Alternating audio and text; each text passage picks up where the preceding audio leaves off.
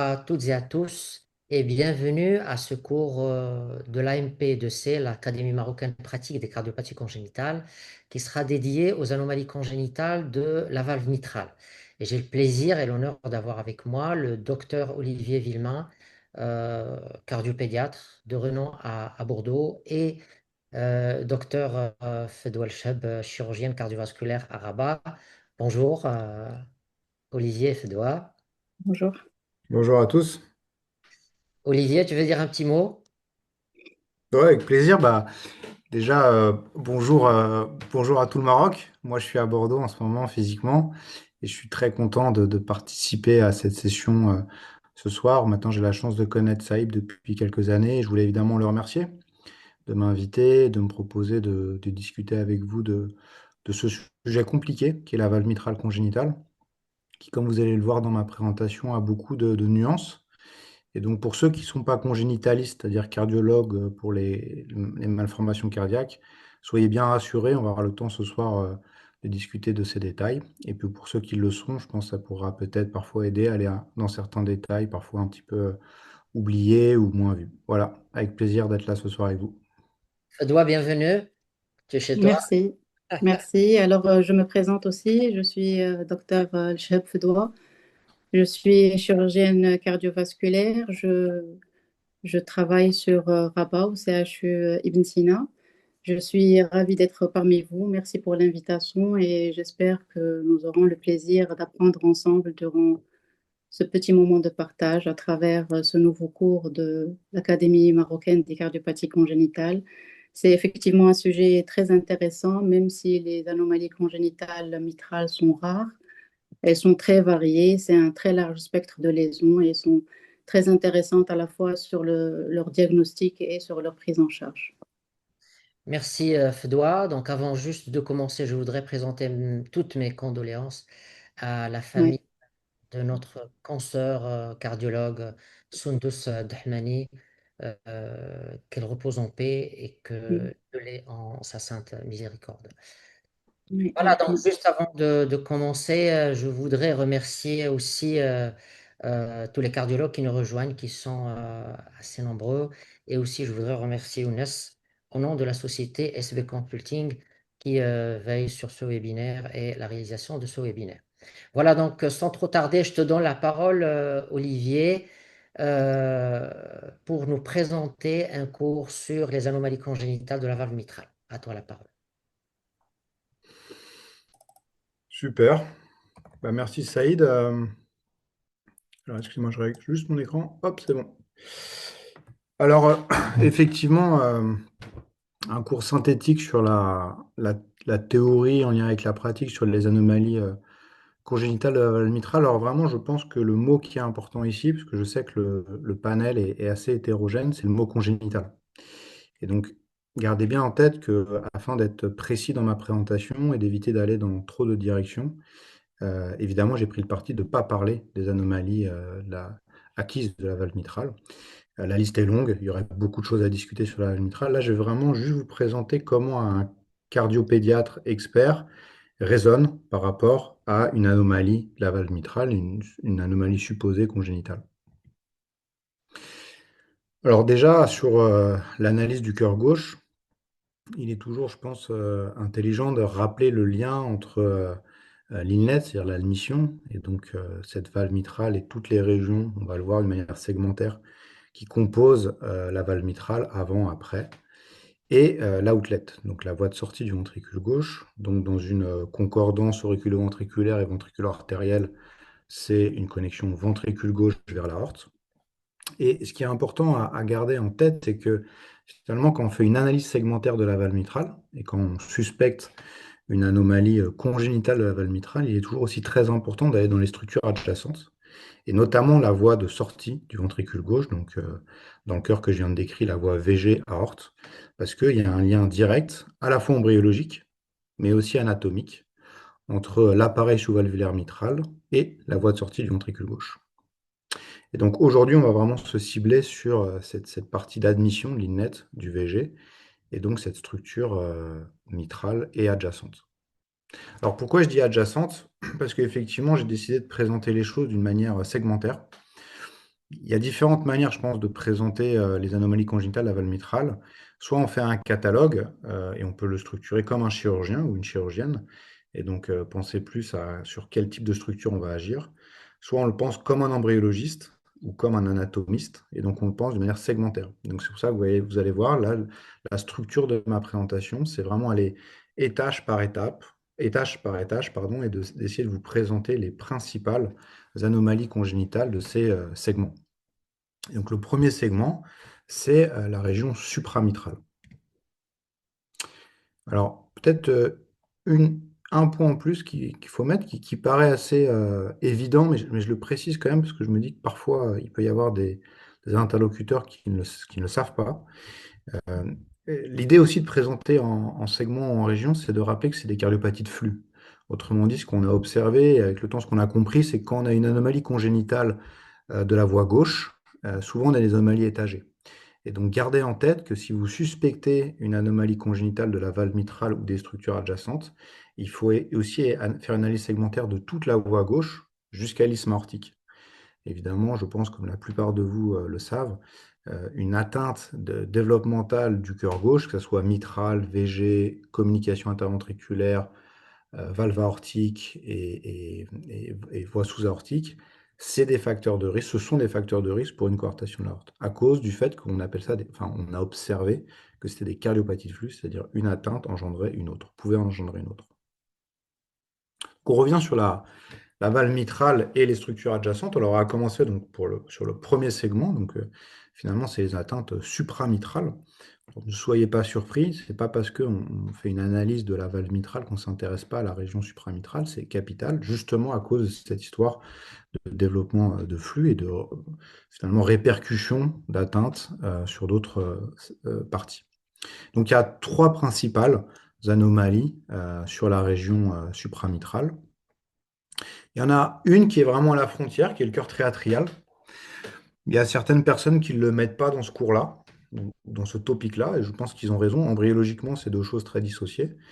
Euh, mais d'autres personnes, dont les gens qui m'ont moi-même enseigné, le mettent, parce que finalement, ça rappelle qu'un cœur triatrial, ça crée une anomalie de flux dans la voie gauche, et donc potentiellement une anomalie de développement de la valve mitrale. Alors, le cœur triatrial, embryologiquement, c'est un défaut de résection de la membrane terminale de la veine pulmonaire commune.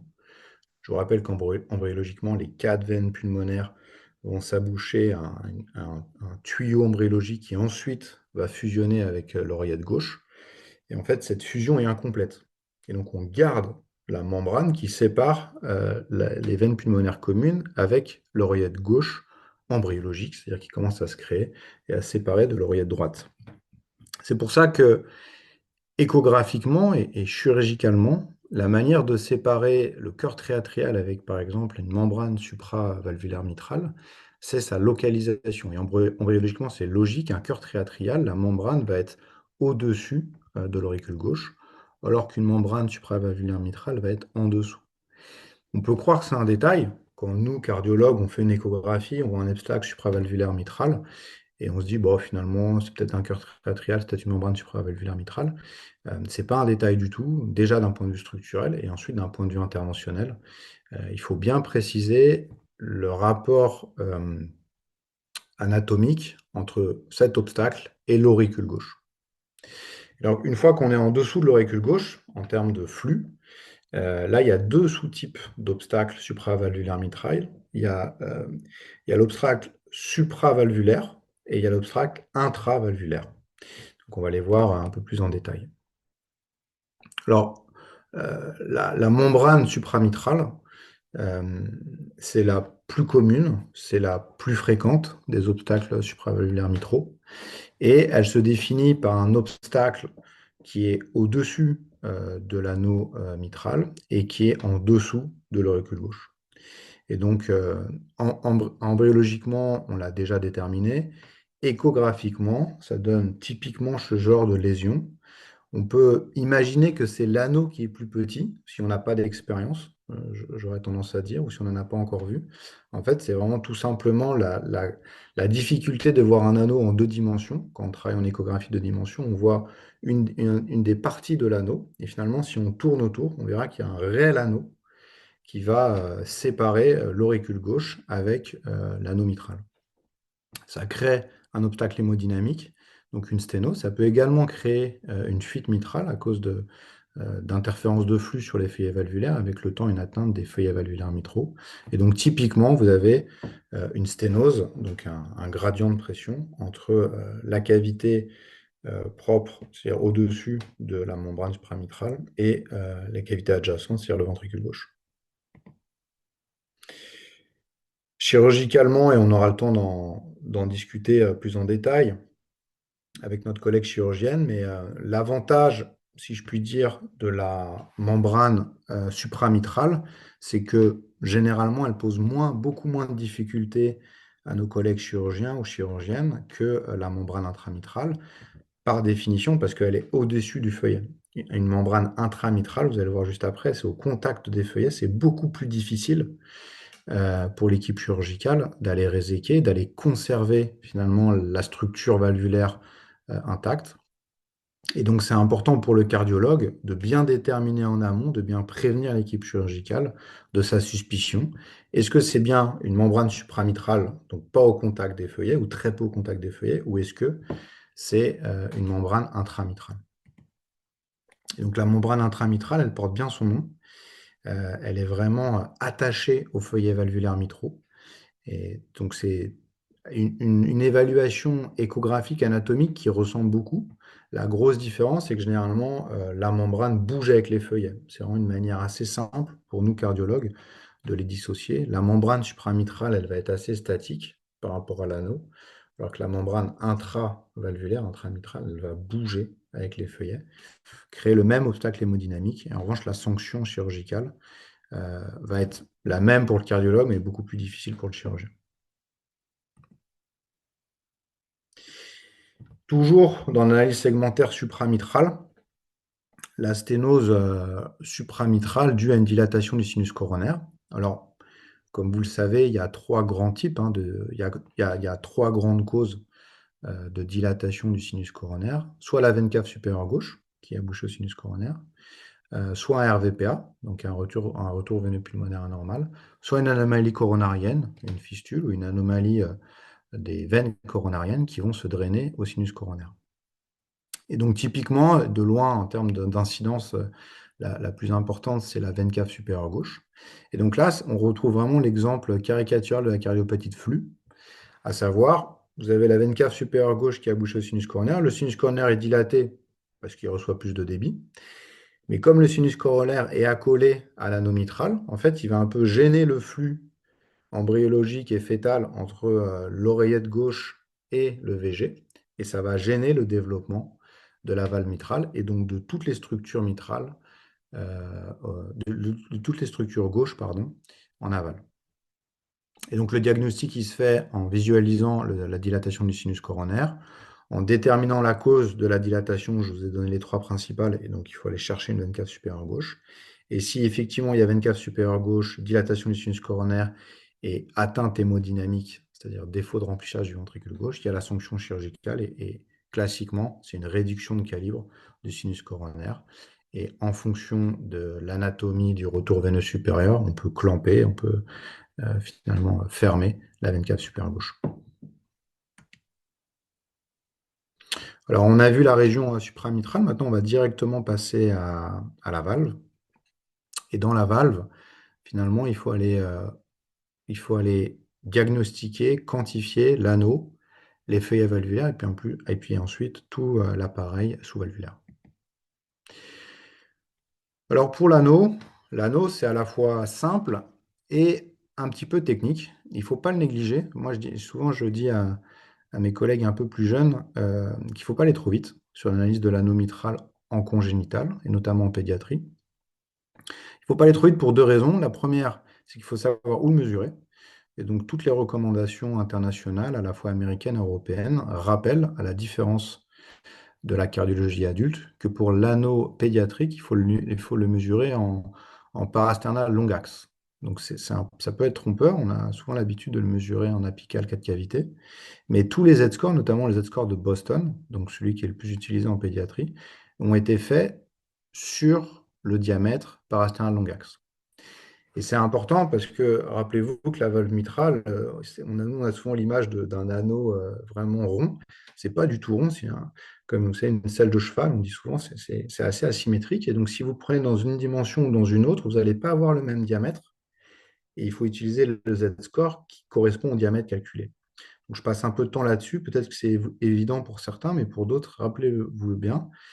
Et pourquoi j'insiste là-dessus? Parce que le deuxième point important à considérer sur un mitral, c'est comment on sait s'il est petit ou grand. Et donc, en cardiologie congénitale, on utilise des Z-scores. Je viens de vous citer le plus communément utilisé dans la cardiologie internationale, c'est celui de Boston. Mais beaucoup de centres ont établi leurs propres Z-scores. Ce n'est pas très important, très sincèrement. C'est plutôt une nuance. Moi, mon conseil, c'est celui de Boston, parce qu'il est assez simple. Il est accessible sur Internet pour n'importe quel cardiologue. C'est gratuit, hein. Vous tapez Z-score Boston, vous avez les ABAC, vous mettez le poids, l'âge et la taille de l'enfant. Et puis vous avez les courbes en fait, de répartition statistique. Et donc vous avez votre dimension et vous voyez si l'anneau est petit, donc par définition un des scores inférieur à 2, ou dilaté, par définition supérieur à 1. Je vous rappelle qu'une dilatation primitive de l'anneau, ça existe. Souvent, les cardiologues adultes considèrent que c'est un phénomène secondaire. Il y a une surcharge de volume, soit une fuite, soit un shunt.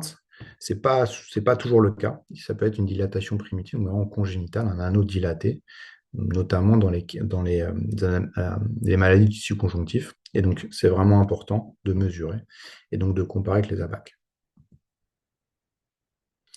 Alors maintenant qu'on a fait l'anneau, on va faire les feuillets. Donc, classiquement, dans les cardiopathies congénitales des feuillets de la valve mitrale, c'est les fentes. Alors, je vous rappelle aussi que à chaque fois, je fais l'aller-retour entre l'anatomie et l'embryologie. Je vous rappelle que embryologiquement, les feuillets de la valve mitrale viennent de la fusion des bourgeons inférieurs et supérieurs, de l'anneau commun qui vraiment structure tous les cœurs de mammifères. Et donc, dans un cas normal, on a un anneau commun, une fusion de feuillets, une séparation des deux anneaux, puis une dissociation, donc la discontinuité mitro-tricuspide. Il y a plein d'anomalies de développement, et notamment l'apparition de fentes. Alors, dans les fentes, qu'est-ce que ça veut dire? C'est un défaut de fusion de bourgeons. Et donc, le plus commun, et celui que souvent les gens connaissent, c'est la fente de type canal atrioventriculaire, ce qui fait sens. En fait, il y a une fusion incomplète, une séparation incomplète des deux anneaux, mitral et tricuspide, et une non-finition de l'anneau et de la valve mitrale. Et donc, on a une fente entre les deux bourgeons inférieur et supérieur, donc dans le futur feuillet antérieur. Ça, c'est la fente de type cono-ventriculaire, de type CAV, pardon. C'est 85 à 90% des fentes de type mitral. 10% des fentes type mitral, c'est les fentes conotroncales, conoventriculaires. Donc, plutôt que la fente soit perpendiculaire au septum interventriculaire, c'est une fente qui va s'orienter vers les voies de sortie du ventricule gauche. Embryologiquement, ce n'est pas la même chose. Ça crée aussi une anomalie de rotation des piliers mitraux. Et pour le chirurgien et la chirurgienne, ça va être un geste différent. Et enfin, rareté, mais ça existe, c'est le troisième type de fente de la valve mitrale, c'est la fente du feuillet postérieur. C'est vraiment rare ici, mais ça existe. Je pense que si on demande à tous les cardiologues qui ont beaucoup d'expérience, donc qui par définition sont un peu âgés, ils en ont vu passer un ou deux. Ça existe, il ne faut pas passer à côté parce que c'est souvent hémodynamiquement assez parlant. Et donc, il faut bien l'identifier et aller le fermer. La fermer, pardon, la fente. Alors, toujours sur les feuillets, peut-être qu'on en discutera un peu plus en détail, puisque je sais que Saïd nous a préparé beaucoup de cas hyper intéressants. Mais dans les anomalies de feuillets, il y a le double orifice. Alors, le double orifice, pour ceux ou celles qui sont un peu curieux, vous voyez, il y a l'image sur la gauche. Embryologiquement, c'est passionnant. C'est une fusion anormale, ce coup-ci, des bourgeons endocardiques, c'est-à-dire des bourgeons qui vont créer les feuillets de valve. Là, ce coup-ci, vous avez une fusion centrale qui ne devrait pas avoir lieu. Et donc, plutôt que d'avoir un orifice normal, je dirais, avec le feuillet antérieur et postérieur, là, vous avez deux orifices avec une fusion centrale entre le feuillet antérieur et le feuillet postérieur. Quand on parle juste du double orifice mitral, c'est vraiment un éventail très large. Ça peut être un détail échographique où il ne se passe absolument rien hémodynamiquement. Vraiment, c'est juste une curiosité. En revanche, ça peut parler hémodynamiquement. Ça peut créer soit une sténose et ou une régurgitation. Et donc, en fonction de l'évaluation hémodynamique, on peut avoir affaire à une indication chirurgicale. Et là, dans ces cas-là, on discutera évidemment avec notre collègue chirurgienne de ce qu'on peut faire et de ce qu'on ne doit pas faire sur un double orifice mitral. Mais anatomiquement, échographiquement, ça ressemble à ça. Et le diagnostic doit se faire avec la valve en face, donc typiquement en parasternal petit axe. Et on voit vraiment, ça porte bien son nom, les doubles orifices mitral avec la fusion centrale. Alors, le dernier point sur les feuillets valvulaires, c'est les anomalies structurelles des feuillets. Alors, ce coup-ci, il n'y a pas en soi d'anomalie embryologique, c'est-à-dire qu'il n'y a pas de fente, il n'y a pas d'anomalie de fusion. C'est vraiment le feuillet lui-même qui est malade.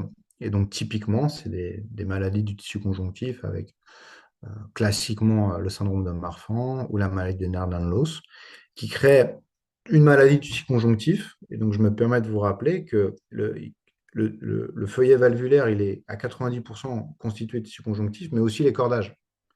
Et donc, gardez en tête que si vous suspectez une maladie du tissu conjonctif, il faut évidemment faire une analyse très fine du feuillet, mais aussi des cordages, que embryologiquement, c'est exactement le même tissu. Donc, c'est assez rare, finalement, d'avoir une atteinte d'une seule structure. C'est souvent l'ensemble du tissu conjonctif qui est malade dans cette zone-là. Et donc, ça donne un éventail assez large, soit un prolapsus net avec une détente du feuillet valvulaire et aussi du cordage, soit une restriction, soit une ballonisation, à savoir quelques cordages qui restent assez sains et donc qui maintiennent une partie du feuillet, et l'autre partie est malade, et donc le feuillet va se balloniser, c'est-à-dire se gonfler, tout en gardant parfois sa capacité hémodynamique, c'est-à-dire l'absence de fuite. Évidemment, au-delà de la description initiale, c'est-à-dire l'élongation ou la ballonisation, il peut y avoir des ruptures. Comme vous avez un tissu malade, il peut y avoir une rupture. Ça, je pense que ce qui est important ici à dire, c'est que si vous découvrez cet enfant, c'est toujours la même histoire. C'est très dur pour n'importe qui d'être certain que c'est une maladie congénitale. Ça peut être une endocardite, ça peut être une greffe, ça peut être une maladie auto-inflammatoire. Il y a beaucoup de sous-diagnostics. Malgré tout, chez un enfant ou un jeune adulte, avec un cordage ballant plus une anomalie hémodynamique, il faut toujours garder en tête que ça peut être congénital. Donc ça peut être évidemment infectieux ou inflammatoire, mais l'origine congénitale est tout à fait possible. Ok, donc on a fait l'étage supravalvulaire mitral, on a fait l'étage valvulaire avec l'anneau et les feuillets. Maintenant, on va descendre un peu plus bas et on va parler des anomalies de cordage et on finira avec les piliers. Donc, pour les anomalies de cordage, au-delà des maladies du tissu conjonctif qui créent des anomalies de cordage, je viens d'en parler, il y a aussi des anomalies embryologiques, c'est-à-dire que vraiment propres au cordage. Si ce n'est pas le tissu conjonctif, c'est les cordages eux-mêmes qui se développent mal. Et le plus typique, c'est le syndrome pilier-commissure, à savoir que les cordages étant tellement fins et tellement mal développés que les piliers mitraux vont s'insérer quasiment directement sur les feuillets et créer une anomalie de développement des commissures. D'où le fait qu'on appelle ça un syndrome pilier-commissure. Un syndrome, vous savez, c'est une succession de symptômes. Et donc, c'est cordage court, quasi-fusion entre pilier et feuillet et absence de développement ou développement anormal des commissures mitrales. Et donc, le diagnostic anatomique et échographique, il se fait littéralement comme je viens de le décrire. C'est-à-dire qu'il faut voir s'il y a des cordages très très courts, des piliers qui s'insèrent sur les feuillets et une absence de développement commissural, exactement comme l'image sur la gauche, et en haut avec les petites flèches blanches. Et la sanction chirurgicale, elle est logique, c'est l'ouverture des commissures et effectivement une meilleure amplitude des feuillets et des piliers, pardon, Et donc, pour améliorer cette amplitude, on va aller sectionner les piliers, un peu comme une valve mitrale parachute. Alors justement, on a parlé des piliers, et donc là, on va juste, en une diapositive, résumer les anomalies congénitales des piliers de la valve mitrale. Il y a 3 principaux types. Donc la valve parachute, souvent, on en parlera durant la discussion, mais c'est celle que les gens connaissent. Euh, Peut-être parce qu'elle se définit simplement. En tous les cas, moi, c'est ce que je me disais quand j'étais plus jeune. Et c'est que la définition, elle est simple, c'est un seul pilier. Donc, il y a, après un éventail de valves parachute, on a même créé la valve parachute-like. C'est-à-dire ça ressemble à une valve parachute, mais il y a un petit pilier en plus. Honnêtement, soyons très simples. Voilà, la valve parachute, c'est un seul pilier mitral. Et donc, ça crée l'image en parachute. Comme il n'y a qu'un seul pilier, tout l'appareil sous-valvulaire mitral va s'insérer sur le pilier. Donc, quand il s'ouvre, ça crée l'image d'un parachute. Et sincèrement, c'est assez élégant pour ceux qui l'ont peut-être jamais vu. Vraiment, à l'échographie, vous voyez, c'est l'image en bas à gauche. On a vraiment cette image, cette valve mitrale qui va d'un coup s'ouvrir, mais ne pas complètement s'ouvrir. C'est-à-dire tous les piliers tous le feuillet et les cordages vont aller s'insérer à un endroit précis. Donc, ça va vraiment créer cette boule qui donne l'image d'un parachute. Ensuite, il y a la valve en arcade. Et elle aussi, c'est une image euh, assez élégante finalement de l'anomalie embryologique. La valve en arcade, elle est liée au fait que les piliers eux-mêmes se développent mal et finalement, il y a des sections musculaires entre les piliers. Donc, tout l'appareil sous-valvulaire mitral va aller s'insérer un peu partout, non pas sur un ou deux piliers, mais sur finalement une bandelette musculaire qui va relier les deux piliers principaux. Et ce faisant, vous avez tout l'appareil mitral qui va s'insérer sur cette arcade musculaire. Et donc, ça crée vraiment cette image-là. Vous voyez, sur l'image au centre, en bas, tout en bas, vous avez cette image d'arcade où tout l'appareil sous-valvulaire, avec plein de petits cordages partout, va s'insérer sur cette bande musculaire euh, qui relie les piliers. Et enfin, la valve en hamac.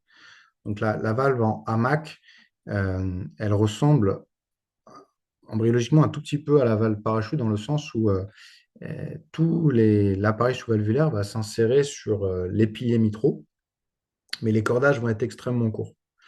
Et les feuillets, la mobilité des feuillets valvulaires mitraux vont être restreints, ce qui fait qu'à chaque ouverture, on va avoir l'image d'un hamac, c'est-à-dire plutôt que de s'ouvrir totalement, les deux feuillets vont rester comme ça.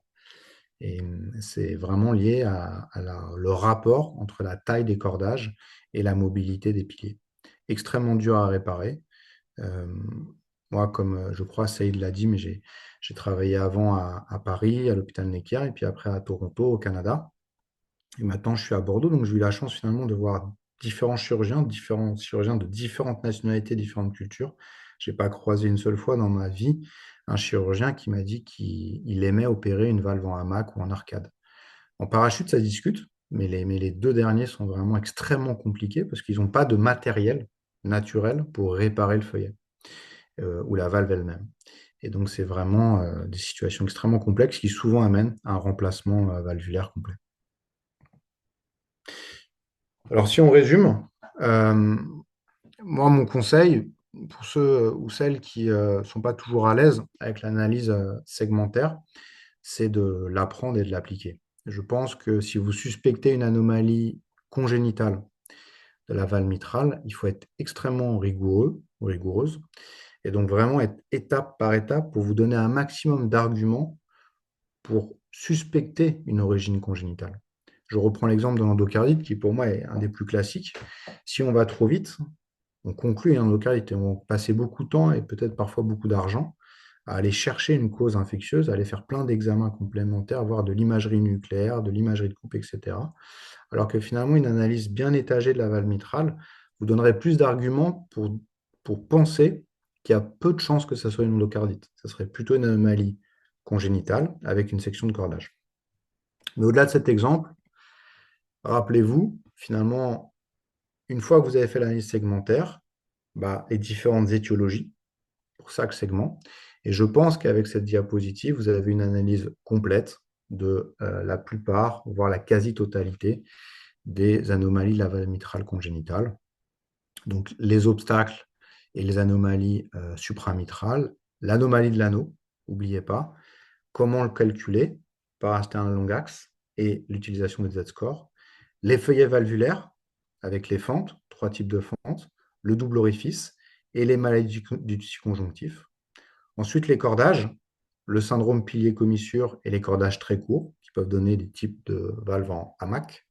Et quand vous avez à la fois des anomalies de cordage et de pilier, bah, ça donne le hamac, ou juste une anomalie de pilier, là ça donne la valve en parachute ou la valve en arcade avec cette bandelette musculaire qui relie les piliers. Enfin, je n'ai pas parlé d'hémodynamique. Pourquoi? Parce qu'on va faire les cas cliniques. Donc là, ça va être sympa parce qu'on va avoir des cas de la vraie vie. Donc on va pouvoir discuter de la difficulté finalement d'évaluer hémodynamiquement les atteintes congénitales à la valve mitrale, en tous les cas chez l'enfant. Chez l'adulte, quelle que soit la cause, on va utiliser les classifications internationales et les règles internationales. Mais chez l'enfant, c'est plus complexe et d'une manière assez humble, je dirais, et intéressante. Si vous prenez l'expérience des plus grands centres du monde, souvent, ils disent que les outils les plus simples sont les meilleurs, à savoir le Doppler couleur et des outils Doppler assez simples, le Doppler pulsé. On va utiliser des gradients et on va ensuite le comparer aux normes adultes. Mais vous imaginez bien que sur un bébé, même si on fait ça, parfois, à la fin, l'expérience un petit peu du cardiopédiatre va jouer, parce que même si vous avez un gradient moyen supérieur à 10, parfois en fonction des conditions de charge qui changent beaucoup dans les cardiopathies congénitales, on ne va pas utiliser exactement la même limite. Ça, il faut accepter que ce n'est pas aussi blanc ou noir que ce qu'on aimerait.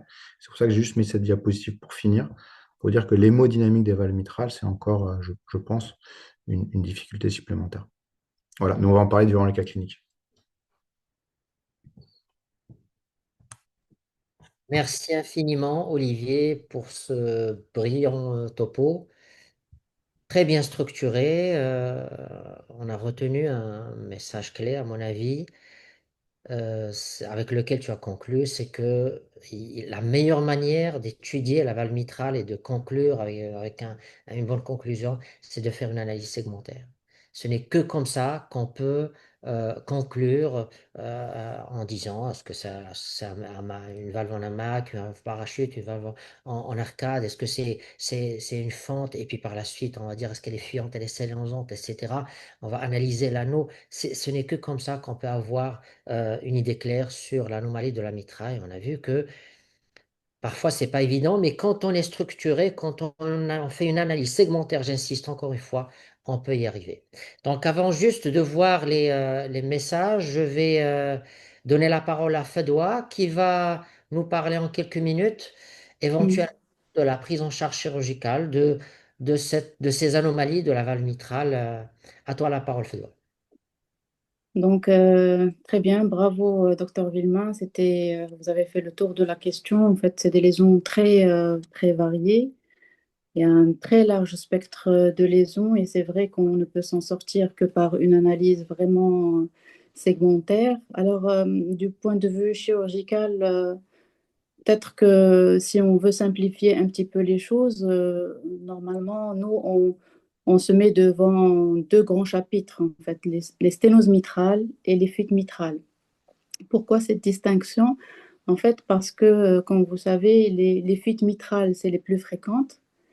C'est aussi les plus faciles pour nous à réparer et c'est aussi des lésions qui nécessitent rarement des interventions précoces. Par contre, les sténoses mitrales, c'est généralement, même heureusement, c'est les plus rares, mais c'est des lésions qui sont beaucoup plus difficiles à réparer. Et de par les complications hémodynamiques et cliniques, c'est des lésions qui généralement impliquent des interventions beaucoup plus précoces, parfois même au cours de la première année de la vie ou la deuxième année de la vie. Donc, sincèrement, devant une anomalie congénitale de la valve mitrale, je me pose souvent, surtout trois questions essentielles. D'abord, devant une sténose mitrale, il y a toujours la question du ventricule gauche.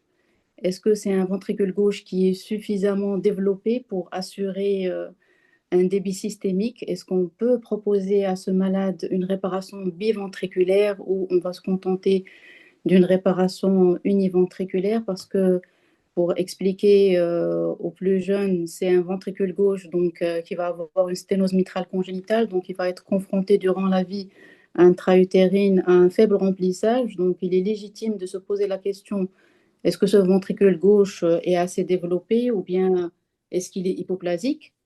Donc, comme a dit Dr. Shraibi, il y a des cas où c'est évident, où on est devant une hypoplasie ventriculaire gauche franche avec une petite aorte, un petit VG, avec des Z-scores qui sont nettement bas. Mais c'est vrai qu'il y a parfois des cas qui sont un peu borderline, des VG un peu borderline, où on ne sait pas. Est-ce que c'est un ventricule gauche qui va assumer cette circulation systémique ou pas? Et donc, peut-être qu'on va voir ça dans les cas cliniques. C'est des questions qu'on peut se poser sur de vrais malades. La deuxième question qu'on se pose toujours, c'est est-ce qu'on peut réparer cette valve mitrale et quelles vont être les techniques qu'on va utiliser? Et c'est là tout l'intérêt de l'analyse segmentaire dont a parlé Dr. Villemain. Et là, c'est parmi les cardiopathies congénitales où le chirurgien doit être présent dans la salle d'échographie. Il doit voir en fait cette anatomie mitrale, ces dysfonctionnements pour pouvoir anticiper la réparation qu'il peut proposer à ce malade. Il y a plusieurs types de réparation. C'est des plastiques qui sont inspirés des plasties mitrales chez l'adulte, qui sont bien sûr adaptés à l'enfant. Mais il y a plusieurs types de plastiques qui peuvent s'intéresser à l'anneau, aux feuillets valvulaires, au cordage, aux piliers. Donc, c'est très important que le chirurgien assiste à l'échocardiographie et voit cette dynamique de cette valve mitrale, voir les différents dysfonctionnements et pouvoir donc analyser de façon dynamique cette valve mitrale. Il y a aussi le TO qui est d'un grand intérêt pour la chirurgie de ces types d'anomalies. Et il y a à la fin l'analyse qu'on va faire en péropératoire après l'abord de la valve mitrale. La troisième question qui est très importante aussi à se poser, c'est la durabilité de cette réparation. C'est-à-dire, une fois qu'on va réparer cette valve mitrale, est-ce que c'est une réparation qui va tenir? Est-ce que c'est une réparation qui va être durable?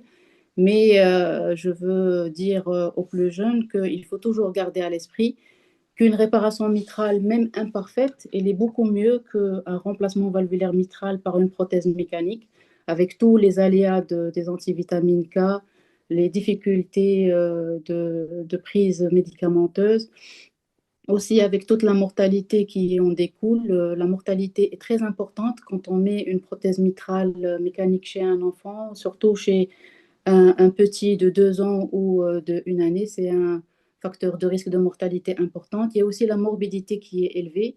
Il y a un risque important de bloc auriculo-ventriculaire. Il y a un risque d'obstruction de la voie de sortie gauche quand on met une prothèse de grande taille. Et il y a aussi un risque de réopération parce que quand on intervient chez un nourrisson de 1 an qui a une sténose mitrale et quand on met une prothèse mitrale, on ne peut pas mettre une taille correcte, on va mettre donc une 17 ou une 19 et inéluctablement, c'est un malade qui va être repris peut-être 2 fois ou même plusieurs fois pour à chaque fois agrandir la prothèse. Donc le risque de réopération finalement est de pratiquement 100%. Et donc il ne faut pas hésiter à réparer cette valve mitrale et à laisser le remplacement valvulaire mitral comme un dernier recours. Il faut essayer de chercher des solutions pour essayer de réparer coûte que coûte la valve mitrale. Donc, c'est ce que je voulais dire. Par la suite, on va peut-être voir sur les cas cliniques au fur et à mesure les différentes lésions. Merci beaucoup, Fedwa, pour ces éclaircissements qui sont très, très riches. C'est vrai que parfois, l'anomalie congénitale de la valve mitrale, elle peut être associée à d'autres anomalies cardiaques, d'autres anomalies congénitales, notamment dans le cadre soit d'un syndrome de Shawn, avec des sténoses étagées, soit dans le cadre d'un syndrome d'hypoplasie du cœur gauche. Et là, effectivement, on peut se poser la question de la taille du ventricule gauche, est-ce qu'il y a de la fibrose endomyocardique, est-ce qu'il est capable à gérer un débit cardiaque ou pas? C'est vrai que ce sont des questions qui peuvent se poser. Comment tu gères ce genre de situation, Olivier?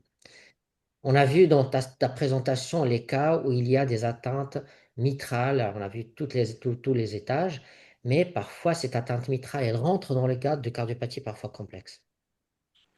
Ouais, alors je pense il y a deux axes dans la réponse. Il y a comment on gère d'un point de vue diagnostic et après comment on gère d'un point de vue thérapeutique. Donc, d'un point de vue diagnostic, pour rebondir sur ce que tu viens de dire, Saïd, et ce qu'a évidemment soulevé Fadwa, c'est même si on arrive à réparer la valve mitrale, qu'est-ce que ça a donné derrière? Et donc, par exemple, en ce moment, nous à Bordeaux et en parallèle à Toronto, on passe beaucoup de temps à essayer d'évaluer les pour la taille du ventricule gauche. En fait, sa capacité à générer le débit systémique.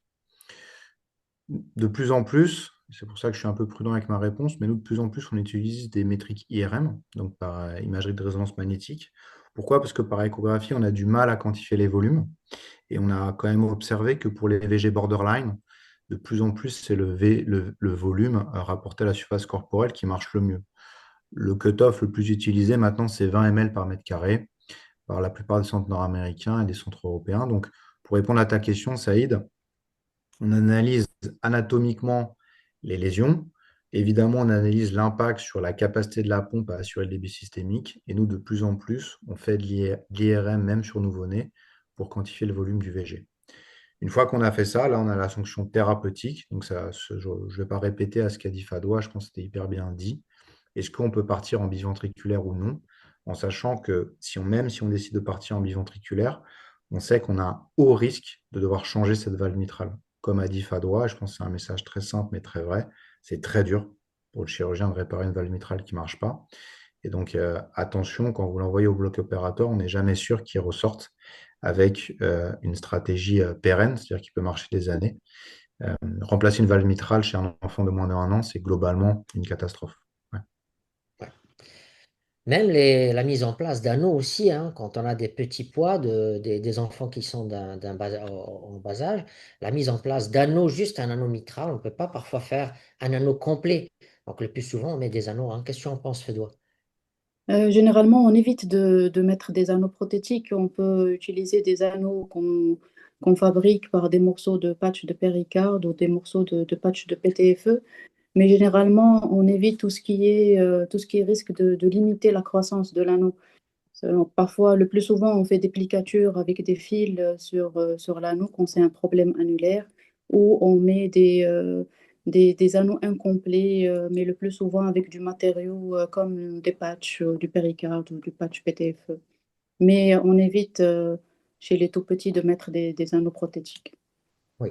Euh, Olivier, quand moi je suis devant un nouveau-né ou bien un nourrisson vraiment en bas âge qui a une anomalie de la valve mitrale, qu'elle soit sténosante ou qu'elle soit fiante, j'essaie au maximum d'évaluer sur le plan hémodynamique pour voir si on peut temporiser, si on peut attendre un petit peu au maximum qu'il grandisse un peu pour pouvoir proposer quelque chose.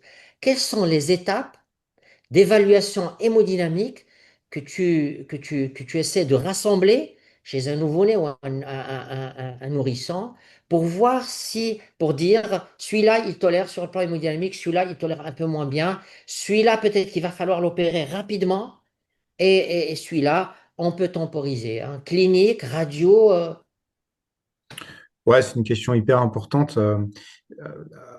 En fait, je le résumerai en deux axes, les surcharges de volume et les surcharges de pression.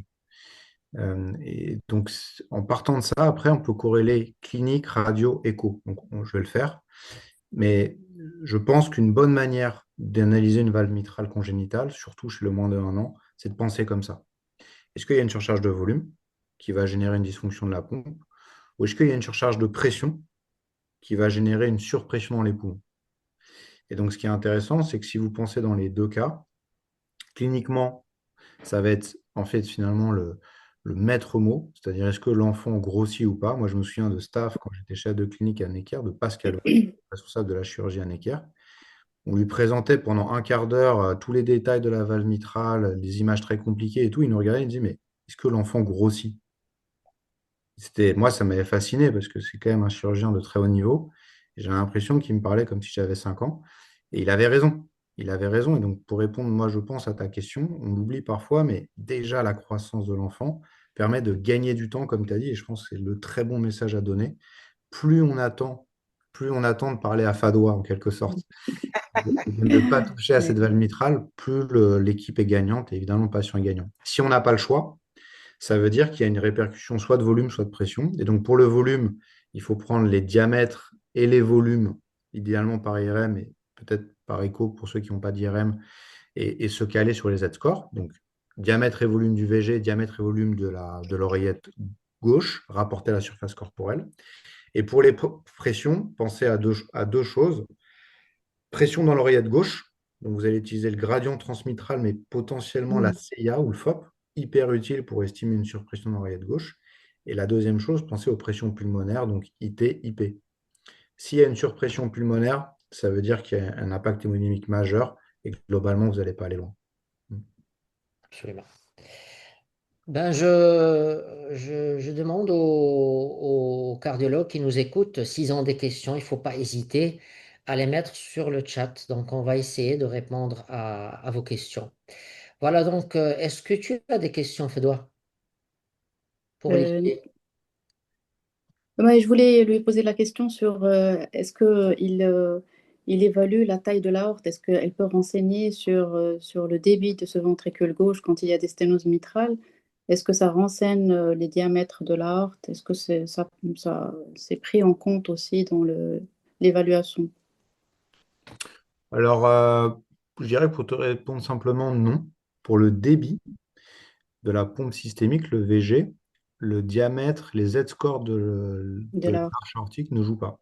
Ouais. En revanche, tu rapportes le diamètre à la vitesse maximale. Donc, tu fais finalement l'équation de continuité où tu dis, voilà, tu as, une surface d'un tube, puis tu fais la Vmax sur les outils Doppler et tu peux estimer le débit de manière non invasive. Mais une fois de plus, pour répondre directement à ta question, même si tu es une aorte hypoplasique, tu peux avoir un débit systémique conservé. D'accord. Ça a été bien, bien observé par beaucoup d'équipes. Et donc, si tu n'as pas de coartation, mais si tu as une hypoplasie homogène de l'aorte, tu... Ça renseigne pas sur. ouais, ça ne rentre pas dans tes critères de choix sur bi ou univentriculaire. En revanche, ça va changer ta stratégie chirurgicale. Parce que si Mhm. tu y vas, tu vas essayer finalement d'élargir un peu pour éviter une coartation ou une hypertension à distance. D'accord. Ben, super, super. On est dans les temps. Est-ce que, donc, il n'y a pas encore de questions dans le chat? Alors, Saïd, moi j'en vois une, excuse-moi, je te coupe, mais je voulais y répondre, parce que c'est une Oui. question qui vraiment... Il y a quelqu'un qui dit, dans la boucle Oui, sténo-supramitral, c'est pas un aspect de cœur triatrial, point d'interrogation. Alors, je ne vais pas remontrer la boucle, mais je vais juste rappeler à celui ou celle qui pose la question que non, non, ce n'était pas un cœur triatrial, c'est bien sténo-supramitral, parce que la sténose était en dessous de l'auricule le gauche, recul. en termes de flux. Mhm. Et donc, je voulais bien redire ce que j'ai dit sur une diapositive. Il faut voir l'auricule gauche à l'échographie et voir où est l'obstacle. Et donc, c'est comme ça que vous faites la différence entre un cœur triatrial et une membrane supralvéolaire mitrale. Super, super. Alors, on va peut-être attaquer les cas cliniques, si vous le voulez bien. Donc, je vais juste...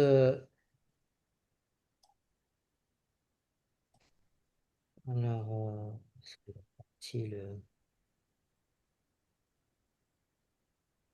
alors, excusez-moi, je cherche...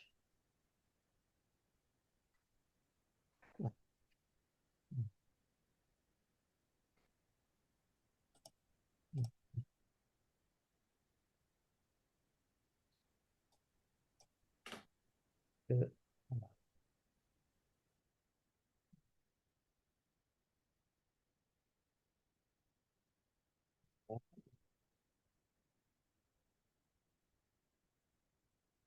Alors, le premier cas clinique,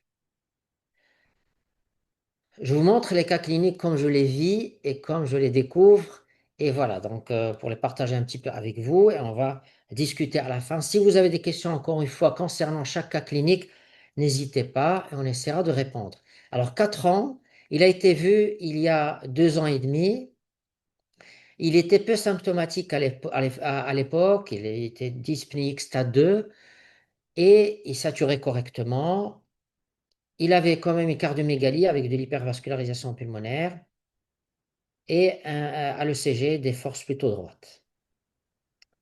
Donc il a été perdu de vue et il a été revu en décembre 24. Il était gêné au moindre effort, cet enfant, et voilà son écho qui montre une dilatation des cavités droites, comme vous le voyez très bien, un ventricule gauche qui est écrasé, et je vais arrêter un petit peu la boucle pour que vous voyez un petit peu ce ventricule, comment il est complètement écrasé, et avec un petit épanchement péricardique. Ici, on voit la valve qui est légèrement fuyante, elle n'est pas très fuyante, une dilatation importante des cavités droites. Ici, comme vous le voyez encore une fois, le VG est écrasé par ce ventricule droit qui est le siège très probablement d'hyperpression majeure, très important. Vous voyez le septum interventriculaire qui monte du côté gauche et on voit au passage une communication interauriculaire.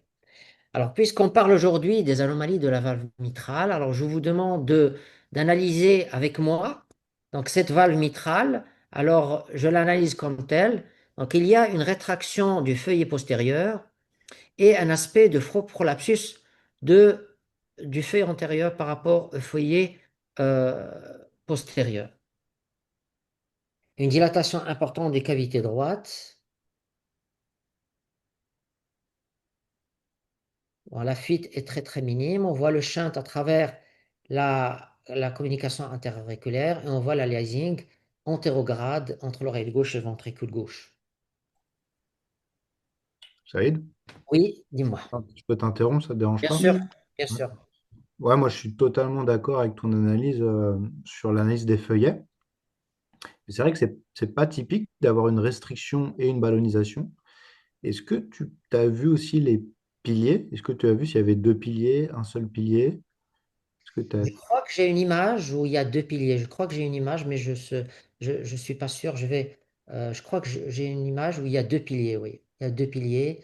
On voit très bien la valve mitrale.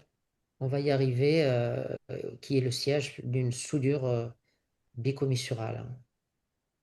D'accord. Encore une fois, cet aspect de rétraction du feuillet postérieur.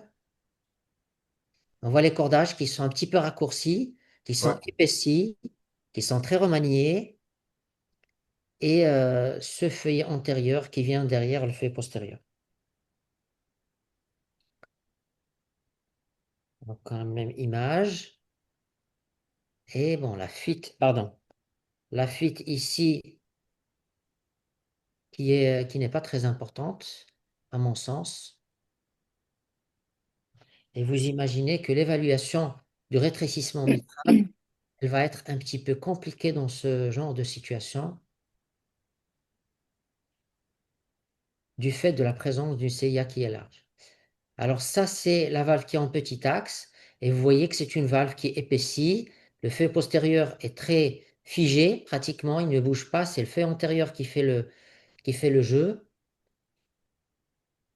Et il y a une soudure de la commissure antérieure et de la commissure postérieure. Beaucoup plus de la commissure antérieure. Par contre, moi, sur ce ventricule gauche, je le trouve un peu petit. Il fait pas la pointe. C'est un grand ventricule droit. Est-ce que c'est un ventricule gauche qui n'est pas un peu hypoplasique? On a un Z-score sur l'anneau mitral? Oui, on a un Z-score. L'anneau mitral, il est à 26. Pour Hmm, 4 ans, c'est un anneau qui est tout à fait correct, hein. d'accord. Et Donc, c'est pas un le anneau qui est volume, classique. peut-être le volume ventriculaire gauche. Ouais, en tout cas, le ventricule gauche, il paraît petit. Il est Ouais, alors, essentiel. c'est vrai, c'est Excuse-moi, vrai, vas-y. C'est vrai, Fadois. À l'inverse, il a l'air surtout dépréchargé. Autre... Ouais, il a l'air écrasé par le VD, mais il fait pas la pointe. J'ai l'impression qu'il est un peu petit quand même. Bon, c'est le genre de ventricule gauche qui est un peu borderline, qui peut poser un problème à la sortie de CEC, mais bon, c'est le genre de malade pour lesquels il faut être prêt avec l'ECMO en post-opératoire. On a les images vraiment du tout début où on Tu vois, voit. C'est vrai que. Pendant que Saïd Pardon? cherche l'image, Hmm, moi, pour te dire, Fadois, pourquoi j'ai fait la nuance que nous, dans ces cas-là, quand on craint que le VG soit dépréchargé, autrement dit qu'il ne se remplisse pas, donc en ouais. fait, il n'y a pas de débit systémique, nous, on utilise les Z-scores mitro-aortiques. Donc, tu prends l'anneau mitral, tu prends l'anneau Hmm, aortique. Si les deux anneaux sont de taille correcte, ça sous-entend que si tu répares correctement, la pompe devrait faire le travail. ouais. Que tu vois, c'est sûr, si tu compares VG-VD, le VD est tellement énorme dû à la surcharge Exactement. de volume et de pression maintenant que le VG est écrasé en fait. Mm. Tu vois, là, si Saïd dit Z-score normal pour la mitrale, moi je lui demanderais juste le Z-score pour la valve Pour aortique. Les l'aorte, deux oui. sont normaux, tu vois, Aussi, la valve je ne aortique, pas trop à cette taille petite du VG, quoi. oui. La valve aortique, elle était correcte, hein. Donc là, on a un anneau Mm. mitral qui est à 26. On l'a pris en long axe. Et le gradient moyen au GVG, il est à 6 mm de mercure. Mais vous êtes d'accord avec moi qu'il est tout à fait sous-estimé, ce gradient, du fait de la présence de la CIA. Vous Alors moi, je voyez? suis d'accord, Saïd, je suis d'accord, mais souvent, ce que je rajoute, c'est que Mm. tu peux utiliser la veine cave quand même. En fait, tu vois, comme tu as une larchia, tu as une égalisation de pression. Donc, effectivement, il y a très peu de débit qui passe à travers cette mitrale parce Mm. que le mitral est anormal. Mais si tu considères que la pression dans l'oreillette gauche est élevée, c'est intéressant d'aller sur la veine cave. Si tu as une veine cave dilatée, tu es certain. Si tu as une veine cave fine, c'est un peu bizarre. Mm. Tu dois normalement là retrouver une veine cave dilatée si surtout il n'a pas de médicaments dépressifs. Euh, ouais, Ah, il était sous traitement diurétique, bien entendu. Et là, diurétique. on reprend encore une fois ce ventricule gauche qui est complètement écrasé par le ventricule droit. La CIA, elle est Mm. large, elle est centrale. Donc, on la revoit par cette coupe. Elle fait 20 mm, la CIA. Et ici, donc pour répondre à la question d'Olivier, donc ici, on est sur une insuffisance pulmonaire. On a des pressions moyennes qui sont aux alentours de 45, entre 45 et 50 de pression moyenne.